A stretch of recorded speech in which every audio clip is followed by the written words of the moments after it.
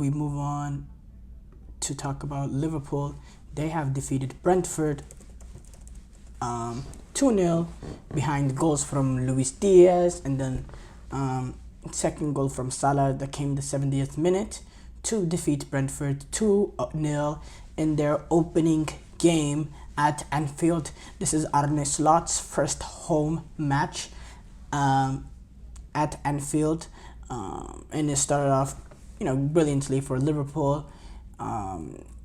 They took advantage of a set piece, not a set piece. It was a set piece actually, a set piece for Brentford. They took advantage of Brentford getting guys forward on a set piece. I believe Brentford had So Brentford had 7 guys in the box in an early set piece, and they had 9 guys, sort of around the box. So you had 2 players sort of a yard outside of the box, and Liverpool were able to get a clearance from Konate, who sort of, if you're thinking about it, sort of has a bad clearance initially from Konate, because as a center half, as a defender, on a set piece, on a corner kick, you're always taught to head it, near the to not head it in the middle, to sort of head it towards either the touch line on either side. But he heads it sort of back in towards the middle, which is dangerous, because you can head it right into the path of a Brentford player, which could get you in all sort of trouble. But instead, I believe it was forgot what player it was. Instead, there was a player who won it. Who was it? Instead, it's Salah. Yeah, Salah was the one that won it. It was Salah. Salah was the one that won it, huh? Okay. But Konate, he wins the header. Heads it again, in my opinion, in a dangerous area. Gets lucky that no Brentford player is there. Salah is able to win sort of like a 50-50 duel that gets it right into Jota's path, and then you're 2-on-2. Jota plays in the ball in behind to Luis Diaz with pace. Luis Diaz is able to get that breakthrough. And again, with Jota, Luis Diaz, Salah, that pace, that sort of killer will that those guys have, they can be very devastating on the counter, and it was an absolutely brilliant counter attack, and that's kind of the way it is. Once that happens, Liverpool were kind of pretty comfortable from there on out. They controlled the possession, they played some good football, they had different units, routines in terms of being able to attack. We see the differences of Arne Slot team compared to a Jurgen Klopp team. They have a sort of, different way of going about it in terms of trying to get that breakthrough, a little bit less emphasis on pressing and more emphasis on being able to create in terms of just through general possession, still playing with the sort of, not playing slow sort of football, but playing with pace and energy and moving the ball quickly and having, really making runs with sort of dedication and effort. And yeah, I think Brentford, they had an opportunity in the 31st minute. It was a great opportunity off a set piece. But apart from that, couldn't create much from open play and really struggled to contain Liverpool in terms of, how fast they were moving the ball. I thought they struggled to get in around the ball. I think Liverpool had a few opportunities there to really make this game, not as close as what it was. But Brentford, they did have a few opportunities here and there. But overall, Liverpool, they just created so much. And that goal that came in the 70th minute, to be honest, it was coming for a little bit now, because Liverpool, they were able to create a lot of decent opportunities. They were able to get the ball in dangerous areas, move it from one end to the pitch to another, play fast sort of football. It was great to watch. It was good football all around from Liverpool.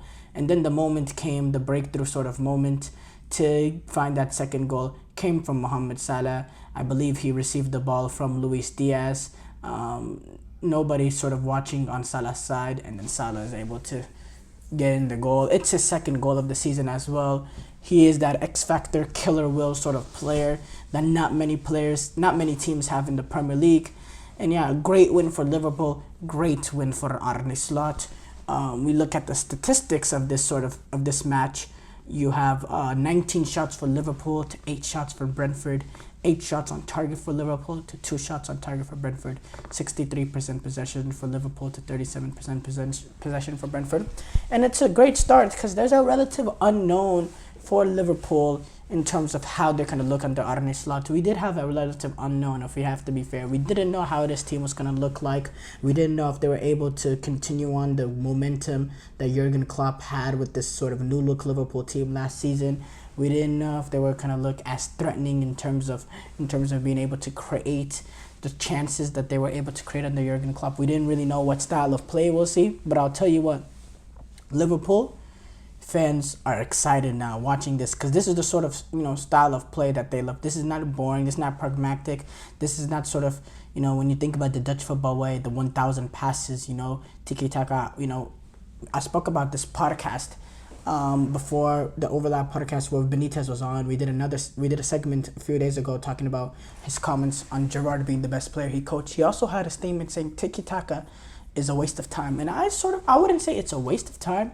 I mean, Spain won the World Cup and were the greatest national team of all time playing tiki-taka. But tiki-taka has its flaws, and tiki-taka can be very, very boring sometimes. Sometimes passing the ball to death can be really, really, really boring.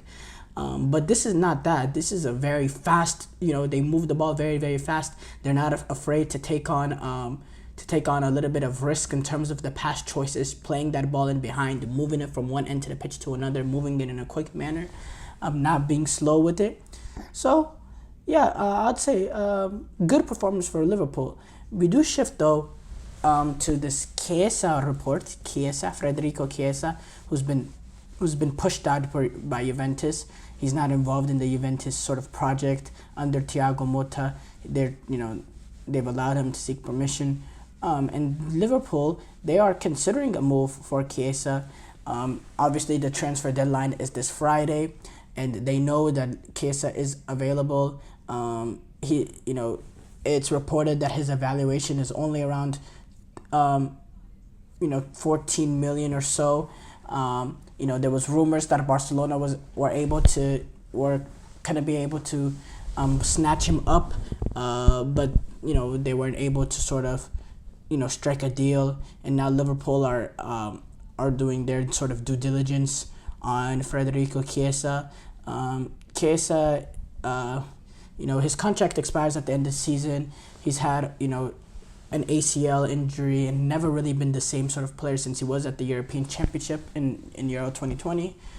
But look, what he has done though, specifically at the European Championship, he has shown signs of being a brilliant player, a direct player, has good end product, is able to take on a man and strike a ball, has real good ability in terms of, he's a sort of player similar to Salah, similar to Jeremy Doku, similar to Savinho, very direct, makes it a struggle for fullbacks to contain him one-on-one because of the pace and because of the ability and because of his directness, and he'll fit in sort of Liverpool. He'll be very similar player to Salah if he's able to play the way that he was, if he's able to get back to his best.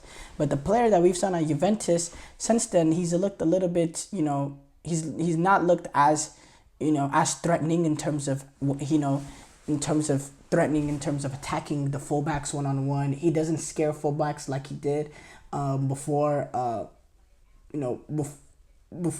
his downfall. He just doesn't play with that sort of confidence that he played with at the European Championship and before that.